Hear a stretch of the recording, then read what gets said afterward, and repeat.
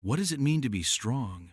Is it about hiding your pain, putting on a brave face, and carrying the weight of the world without breaking? Or is it something more? For Nicole, strength meant one thing: protecting her children from the cracks forming in their world. In the soft morning light of her suburban kitchen, Nicole moved with quiet precision. The hum of the espresso machine and the clang of cereal bowls were the soundtrack of her daily routine. Her youngest, Lily, sat swinging her legs at the counter, while Max shuffled into the room, already lost in his favorite comic book. Ella, her eldest, barely glanced up from her phone. "Mom, can I have waffles instead?" Lily chirped, breaking the silence. "Waffles are for weekends, sweetheart," Nicole replied with a small smile, flipping a slice of toast onto her plate. It was a typical morning, or at least that's how Nicole wanted it to appear. But beneath her steady exterior, her mind raced. The divorce was dragging on, its effects rippling through every corner of her life. The financial strain, the endless paperwork, the awkward handoffs with Tomthe all weighed on her like an invisible chain. Still, she refused to let her children see it. They needed stability, she told herself, and she would give it to them, no matter how much she had to bury her own feelings. As the kids left for school, Nicole leaned against the counter, sipping her espresso. She stared at the cluttered calendar on the fridge, each square filled with color-coded reminders. Soccer practice, parent-teacher meetings, therapy appointments, it all seemed endless. But then, for a brief moment, a thought slipped through her mental defenses. How long can I keep this up? The answer didn't come, but the question lingered. That evening, as Nicole folded laundry on Ella's bed, she noticed a small, spiral-bound journal tucked under a pillow. She hesitated. She knew better than to invade her daughter's privacy, but something about the way Ella had been so quiet lately tugged at her curiosity. Carefully, she opened it to the middle. The words on the page hit her like a punch to the gut. "I feel like no one understands what's really happening. Mom just pretends everything is fine, but it's not. We're all pretending. I hate it." Nicole sat frozen, the journal trembling in her hands. The lump in her throat grew heavier with every word. Ella had poured her heart out in these pages, describing her confusion and frustration over the divorce. She wrote about how the family felt broken and how she didn't know who to talk to about it. Nicole closed the journal and pressed it to her chest, guilt washing over her. She thought she'd been protecting her children by hiding her pain, but here was proof she'd been doing the opposite. That night, Nicole couldn't sleep. Her mind replayed Ella's words over and over, each line piercing through her like a needle. The walls she'd built around herself had begun to crumble, but she didn't know how to let them fall completely. As she lay staring at the ceiling, one question consumed her thoughts.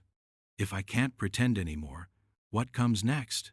The cracks were showing, but Nicole wasn't ready to face what lay behind them. Yet the path she was about to take would force her to confront not just her own pain, but the fragile hearts of her children. The morning after reading Ella's journal, Nicole moved through the house in a daze. The walls seemed closer than usual, the air heavier. She found herself staring at her children more than usual, searching for signs she had missed. Ella had her earbuds in during breakfast. Max ate with the mechanical precision of someone who wanted to avoid conversation, and Lily hummed to herself, oblivious to the tension. Nicole had always believed that keeping her struggles private would shield her children from the brunt of the divorce. But now, the truth stared her in the face. Her silence had created a vacuum, and in that space, her children had filled it with their own fears and doubts.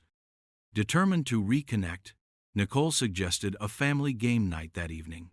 "It's been a while since we all did something fun together. How about Uno or Monopoly tonight?"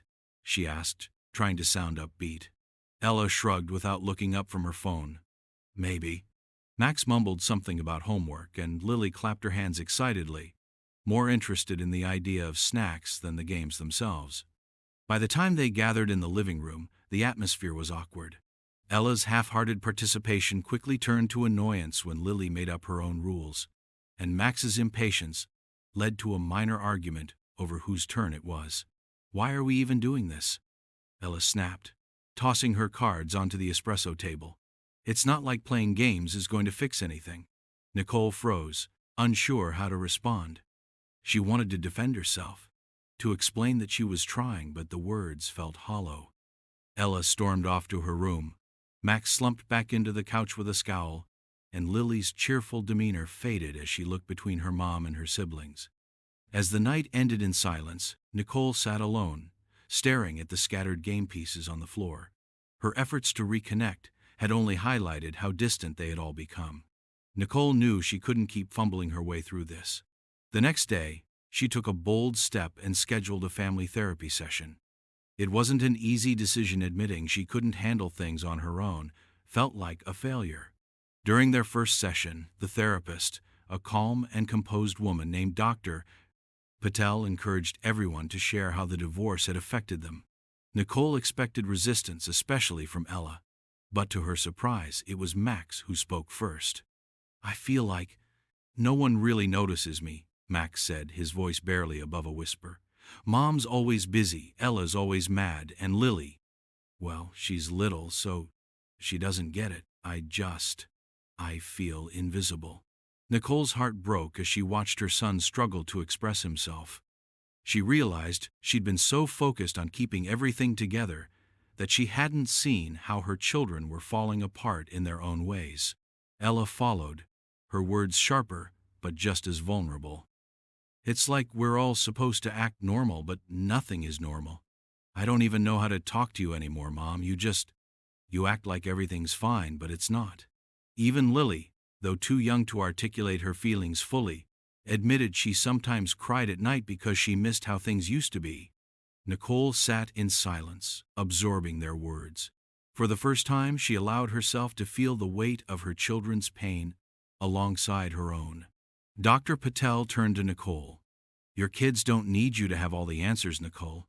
They just need you to show them it's okay to feel what they're feeling." As they left the session, Nicole felt a small shift. For the first time in a long time, there was a glimmer of hope. Her family was still fractured, but perhaps, piece by piece, they could begin to rebuild.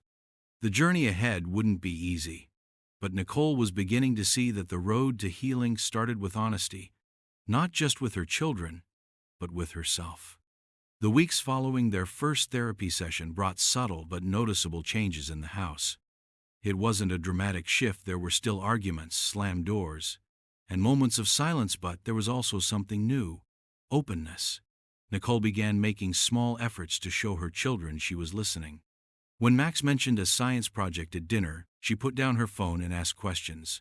When Ella sighed loudly while scrolling through her texts, Nicole resisted the urge to dismiss it as teenage drama, and instead asked, "What's on your mind?"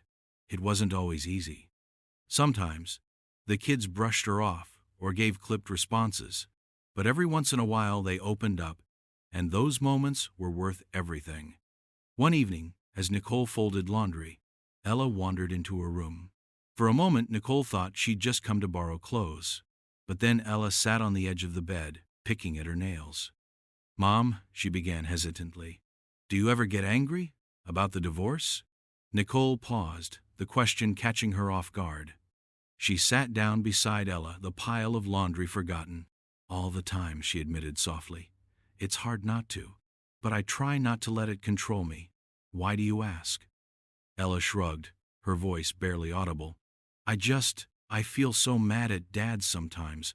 Like, why did this have to happen? Why couldn't he just, I don't know, try harder?" Hearing her daughter's raw emotion stirred something deep within Nicole. For years, she'd bottled up her own frustrations about Tom's choices. But in this moment, she realized Ella needed to know she wasn't alone in her feelings. "It's okay to feel angry," Nicole said gently. "I felt that way too, but holding on to it only hurts us. Maybe together we can figure out how to let some of it go."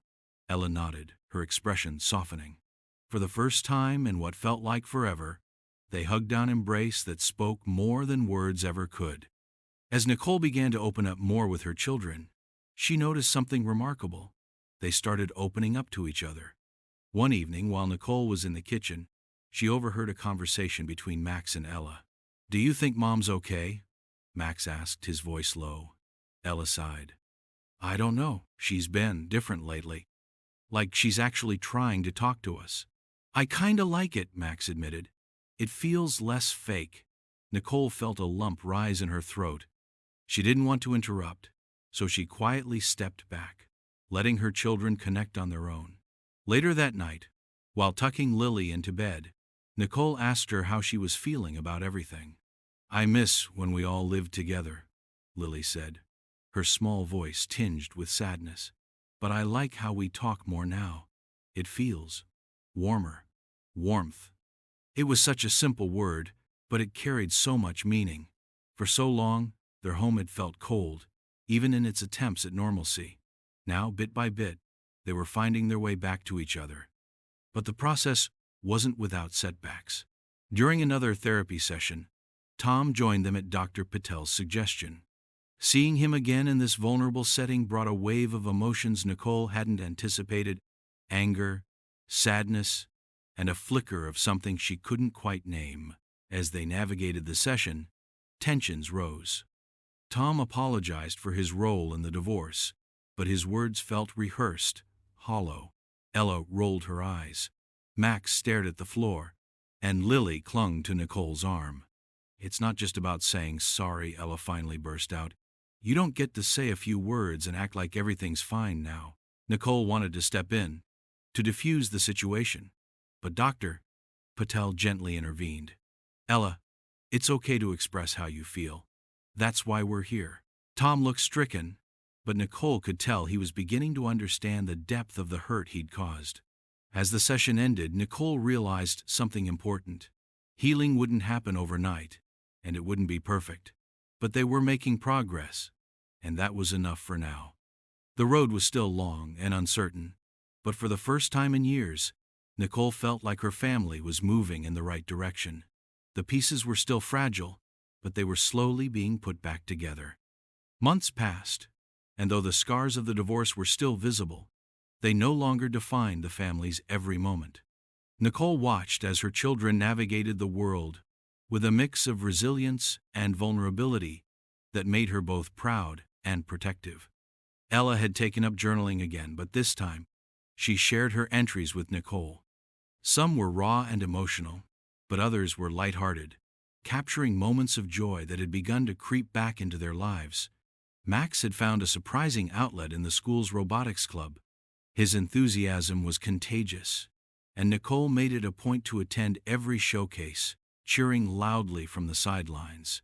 Even Lily, in her innocent way, seemed to have found her footing. She often declared herself the family peacekeeper, mediating small disputes with an exaggerated wisdom that made everyone laugh. The family wasn't perfect, but it was real. Nicole realized that perfection had never been the goal. It was connection, understanding, and the ability to face life's struggles together. One evening, as they gathered around the dinner table, Ella asked a question that made Nicole pause. Mom, do you think the divorce changed you? Nicole set her fork down, thoughtful. Yes, she admitted after a moment. It's made me realize how much I don't have to have all the answers. For so long I thought I had to protect you by hiding my pain, but I've learned that being honest about my struggles brings us closer. I think it's made us stronger, not in spite of the divorce, but because of how we faced it together. Ella nodded, her expression contemplative. I guess. It's not all bad. I mean, I still hate that it happened, but I feel like we're, I don't know, more real now. Nicole smiled, reaching for her daughter's hand.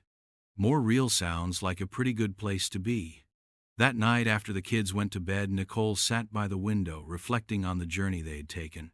The divorce had fractured their family, but it had also forced them to confront truths they might have ignored otherwise. It had taught them how to communicate, to forgive, and to rebuild not the life they once had, but something new, and in its own way, beautiful. As she looked out at the night sky, Nicole thought of a quote she had read years ago. Healing doesn't mean the damage never existed. It means the damage no longer controls our lives. The divorce would always be a part of their story, but it didn't have to be the defining episode. Nicole realized that she didn't need to shield her children from pain. She needed to walk through it with them hand in hand. And together they had found their way back to each other, not as the family they used to be, but as the family they had become.